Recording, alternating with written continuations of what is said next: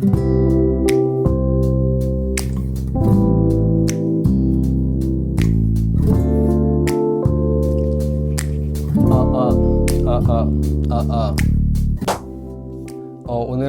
우리나라 최초의 국가라고 볼 수 있는 고조선에 대해서 얘기를 한번 해보도록 할게요. 고조선 하면 떠오르는 사람이 일단 한 명 있어요. 그 누구죠? 고조선을 만들었다고, 건국했다라고 볼 수 있는 사람, 그리고 건국 신화에 굉장히 많이 나온 사람, 바로 그치, 단군왕검이에요. 네, 단군왕검입니다. 근데 많이 착각하는 것 중에 하나가 단군왕검이 특정 사람의 이름이라고 생각하는 거예요. 특정 사람의 이름이 아니냐? 아니에요.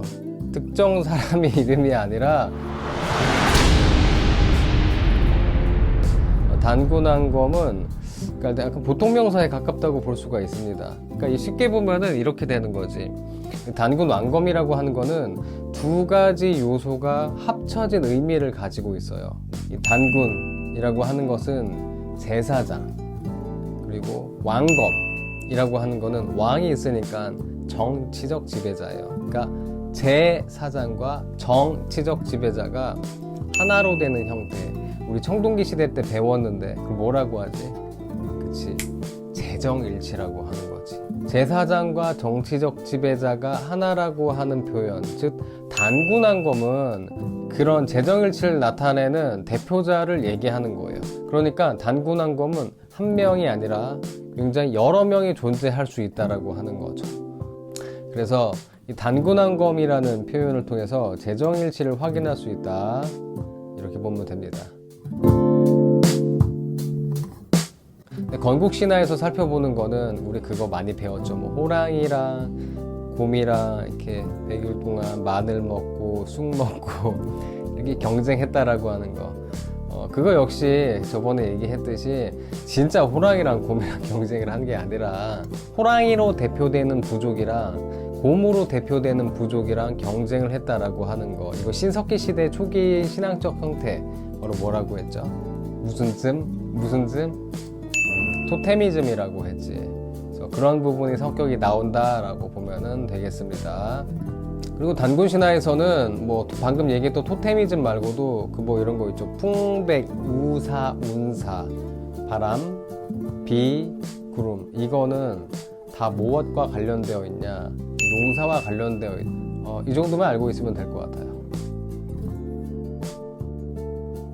우리가 알아둬야 될 왕이 3명 있어요. 이름을 따가지고 지읒, 이응, 이응으로 할게요. 준왕, 위만, 우거왕. 이렇게 3명이 있다라고 하는 것을 꼭 기억을 해야 됩니다. 먼저 준왕에 대해서 보도록 할게요. 준왕은 기존에 있던 고조선의 왕, 통치자라고 볼 수가 있어요. 근데 왜 준왕이 중요하냐고 하면은 다음 왕인 위만을 받아들이기 때문입니다.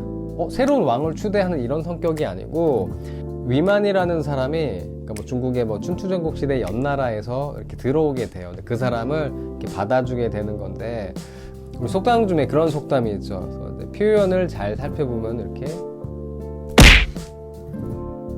한 번 더 보여줄게.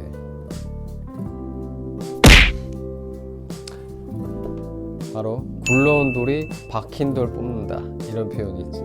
사실 준왕은 위만을 망명의 느낌으로 받아들였는데 나중에 위만이 세력이 강해지고 나서 준왕을 다시 몰아낸다라고 보면 되는 거죠. 근데 되게 재미있는 거는 위만이 굴러와서 준왕을 쳐내는데 준왕이 다시 굴러온 돌이 돼가지고 한반도 남쪽 지형에서 힘이 세지는 거야. 위만이 기존에 있던 준왕의 세력을 몰아내고 왕이 되는데, 그럼 기존 준왕은 죽었느냐? 그게 아니라 한반도 남쪽 지방에 내려가요. 한반도 남쪽 지방에 내려가서 한 왕이 되었다. 여기서 한은 죽이 한자, 한족하는 그 한자가 아니라 우리 대한민국 할 때의 나라 이름 한 그겁니다. 그래서 헷갈리지 않도록 하세요. 그래서 재밌게도 굴러온 돌이 박힌 돌을 쳐내고 박힌 돌이 다시 내려가서 굴러온 돌이 되었다, 이렇게 보면 될 것 같습니다.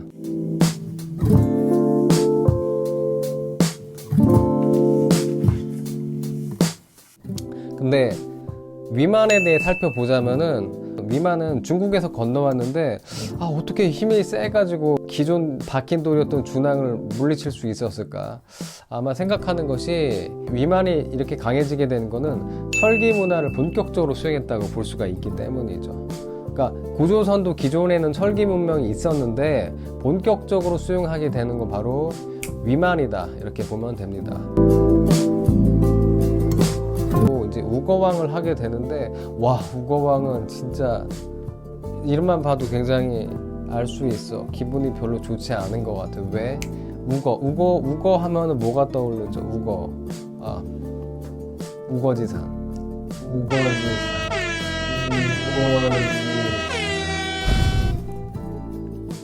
그러니까 기분이 안 좋을 때, 야, 너 뭐 무슨 얼굴을 하고 있냐, 이런 표현을 너 왜 우거지상을 하고 있냐 라고 이런 얘기를 합니다. 눈치챌 수 있겠지만 우거왕은 고조선의 마지막 왕이에요. 고조선을 지켜내지 못했기 때문에 표정이 안 좋아서 우거지상이다, 이렇게 보면 될 것 같습니다. 기원전 108년에 멸망해요. 누구한테 멸망했느냐, 이건 또 알아둬야 돼요. 중국 한나라에 굉장히 강했던 무제라고 있어요. 한무제. 이 한무제한테 기원전 108년에 멸망을 당하게 되는 거죠. 그래서 우리나라 최초의 국가라고 할 수 있는 고조선의 역사는 이제 끝나게 되는 겁니다. 근데 한무제가 고조선을 멸망시키고 그냥 간 게 아니라 이 통치할 기구를 만들었어요. 그리고 뭐라고 하냐, 한나라에서 군현을 설치했다라고 해가지고 한군현이라고 얘기를 하기도 하고, 그 군현이 몇 개? 4개 있다라고 해가지고 한사군이라고 표현을 해요. 한군현 혹은 한사군이라고 합니다. 낭랑, 진번, 임둔, 현도 이렇게 4가지 있는데 제일 중요한 건 이거예요. 우리나라 최초의 국가인 고조선을 한무제가 멸망시켰는데 좀 최초의 국가를 멸망시킨 거에 대해서 우리는 안타깝지. 근데 그냥 간 게 아니라 중국의 세력이 한군현 혹은 한사군을 만들어서 계속 통치를 하고 있었던 거죠. 그럼 우리 자주적이고 주체적인 입장에서 봤을 때 이게 좋을까요, 안 좋을까요? 안 좋죠. 아주 안 좋죠. 매우 좋지 않아요. 그렇기 때문에 한반도에 있는 중국의 어떤 통치 세력을 우리는 빨리 뭐 하는 게 좋죠? 그렇지. 아주 그냥 없애는 게 좋습니다. 아주 몰아내버리는 게 좋아요.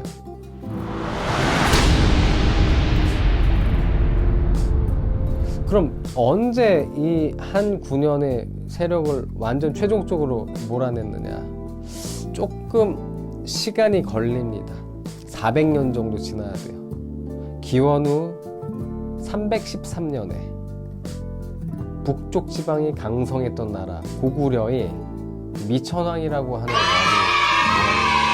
왕이, 꼭 기억하세요. 반드시 기억하세요. 한사군 혹은 한군현 혹은 낭랑군을 몰아냈다라고 하기도 해요. 마지막 남은 군현의 이름이기도 하니까. 313년 고구려의 미천왕이 뭐를 몰아냈다? 한군현, 한사군, 낭랑군을 몰아냈다라고 하는 거는 제발 반드시 기억을 해야 됩니다. 정말 의미가 있는 일이에요, 역사적으로. 자주적이고 주체적인 우리 어떤 입장에서 보면은 아주 중요한 거기 때문에 반드시 알고 있어야 돼요.